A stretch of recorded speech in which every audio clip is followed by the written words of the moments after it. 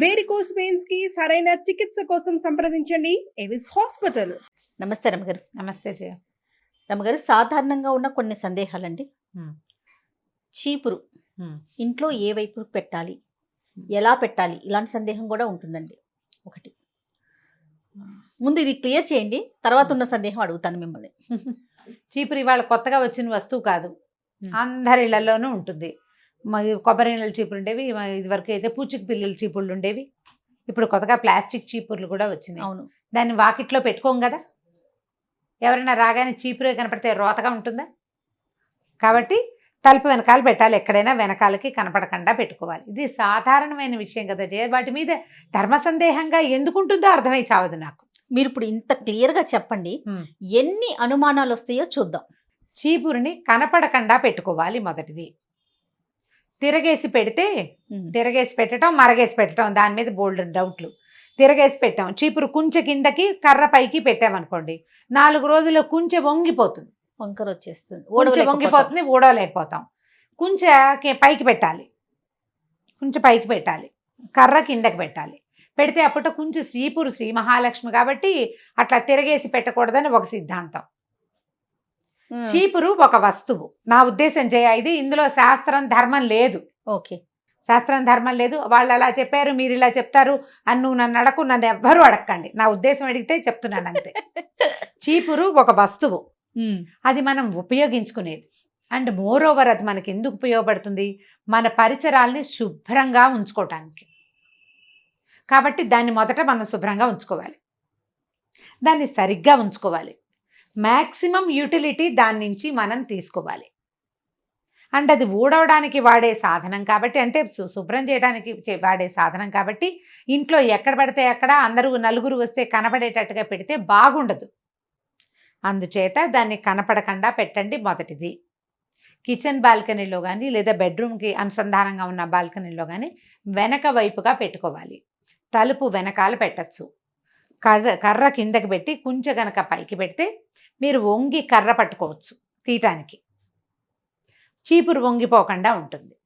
నేను క్లియర్గా చేసే మెథడ్స్, నేను చేసేది ఖచ్చితంగా చెప్తున్నా. మా ఇంటికి ఎవరైనా వచ్చినా చూడొచ్చు. రోజు మా సచివతి నన్ను అడుగుతుంటుంది, నువ్వు ఒకదానివే ఇలా పెడతావమ్మా అని. ఎవరి చాయిస్ వాళ్ళది అని చెప్తాను నేను.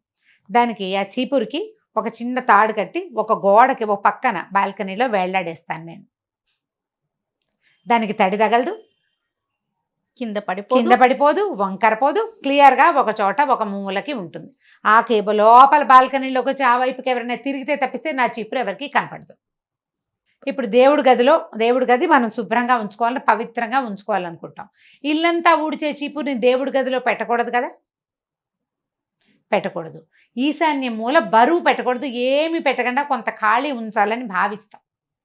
అలాంటి చోట మనం చీపురు పెట్టకూడదు. దిక్కులు క్లియర్గా చెప్తున్నా కదా. నైరుతి మూల సాధారణంగా బీరువాలు అవి పెట్టుకుంటాం. బీరువాల పక్కన పెట్టద్దు చీపురు. ఎందుకంటే బీరువాలోనే మన జీవితం అంతా కష్టపడి సంపాదించుకున్న డబ్బు, దశకం, బంగారం, ఏదైనా ఆస్తిపాస్తుల వ్యవహారాలు అక్కడే ఉంటాయి. కాబట్టి చీపురులో కొంత క్రిమికీటకాదులు ఉండే అవకాశం ఉంది కాబట్టి, దుమ్ము ఉంటుంది కాబట్టి దాన్ని బీరువా పక్కన పెట్టద్దు, బట్టల దగ్గర పెట్టుకోవద్దు. అది మామూలు గదుల నుంచి కొంత సెపరేట్గా కాస్త బయట వైపుకి ఉంచుకుంటే సరిపోతుంది. 2 చీపుళ్ళని ఒక దగ్గర పెట్టకూడదు అంటారు. 2 చీపుళ్ళని ఓ దగ్గర పెట్టకూడదు, ఇది ఒక సిద్ధాంతం. 2 కొత్త చీపుళ్ళు అయితే పెట్టుకోవచ్చు. రోజు ఊడ్చుకునే 2 కలిపి ఒక దగ్గర పెట్టకూడదని కొంతమంది, ఇప్పుడు ఆ డౌట్ వస్తుందని అందుకే చెప్తాను. ఈ 2 చీపుళ్ళు ఓ దగ్గర పెట్టుకుని పెడితే దరిద్రము అని చెప్తారు. ఏం లేదు, ఓ పాత చీపురు ఓ కొత్త చీపురు పెట్టామనుకో, ఒకటి వాడుతున్నాం, కొత్తది ఇంకోటి తీసాం, పాతది పారేయం, కొంచెం కుంచుందిలే ఏ వరండావో ఊడ్చుకోవచ్చు అని పెడతాం. అవును, అది ఉంచుకుంటాం, వరండాలు జిమ్కోవడానికి, కొంచెం బూజు జిమ్కోవడానికైనా ఉంటుంది అని ప్లాన్ చేసి కొత్త చీపురేమో ఇల్లు ఊడ్చుకుంటాం, ఇదేమో బాల్కనీలో వాకిలో ఊడవడానికి పక్కన పెడతాం. ఇప్పుడు ఆల్రెడీ బాగా పాతబడిన చీపుర్లో కొంచెం ఎక్కువ జర్మ్స్ ఉండే అవకాశం ఉంది. అవి ఆటోమేటిక్గా కొత్త చీపుర్లోకి వెళ్తాయి, అందుకు వద్దంటారు. కాబట్టి పాత చీపురు బయట పారేసి కొత్త చీపురు తీసుకోండి.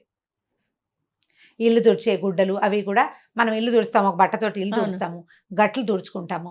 అవి ఎవరైనా వచ్చే వాకిట్లోనే పెడితే బాగుంటుందా చూడ్డానికి? నీట్ ఫీల్ రాదు కదా. అలుగు గుడ్డలు కనపడుతుంటే రోతగా ఉంటుంది, ఇల్లు బాగోదు. అందుకని వాటిని కనపడకుండా ఉంచుకుంటాం. చీపురు శ్రీ మహాలక్ష్మి అని ఒక మంచి పాయింట్ ఉంది, దాన్ని తొక్కకూడదు, అవునండి, దాటకూడదు, తొక్కకూడదు, అనుకుంటాం. దాటకూడదు. ఈ రెండు ఎందుకు చెప్తారంటే చీపురే మన ఆరోగ్యానికి ప్రధాన హేతు, అందుకే చీపురు శ్రీ మహాలక్ష్మి. ఆరోగ్య లక్ష్మికి కారణమైంది చీపురు. దాన్ని దుమ్ము తుడుచుకుంటాం కదా, అవును. మరి అలాంటి వస్తువుని కొంత పవిత్రంగా ఉంచాలి కదా.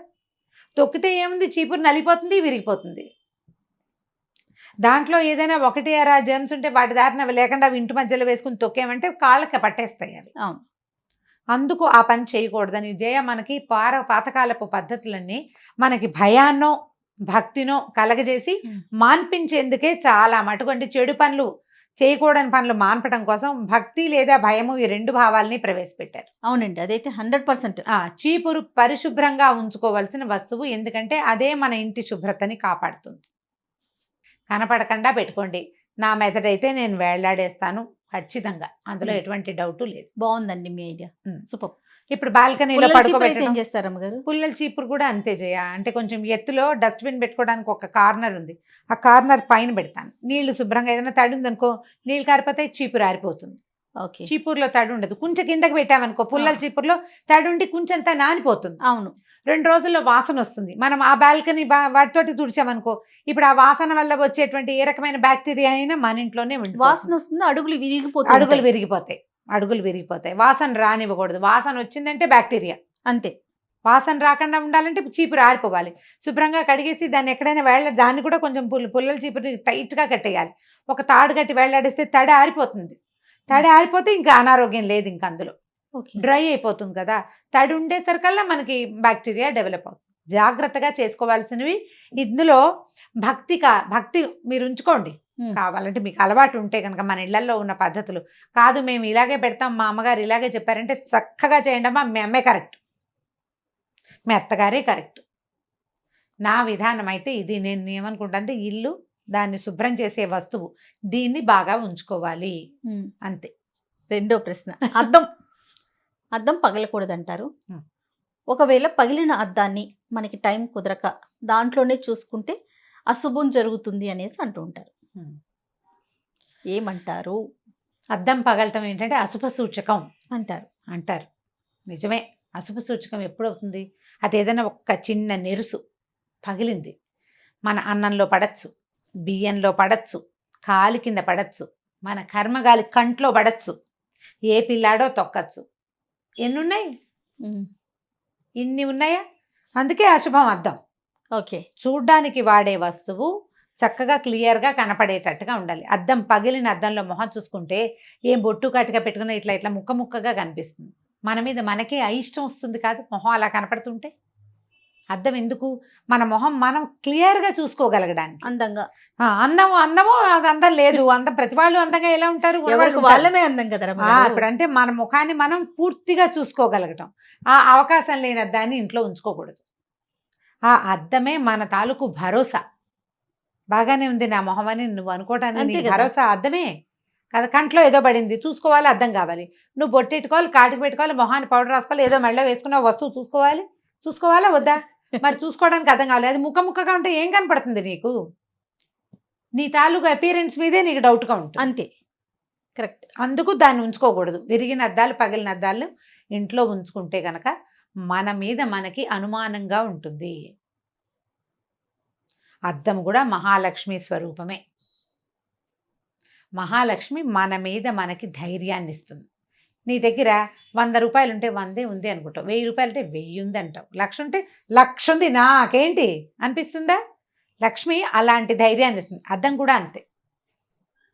ఇంత శుభ్రంగా ఉన్నాను నాకేమిటి, వాడు ఎవడో పెళ్లి చేసుకోకపోతే గడద గుడ్డు అనిపిస్తుంది.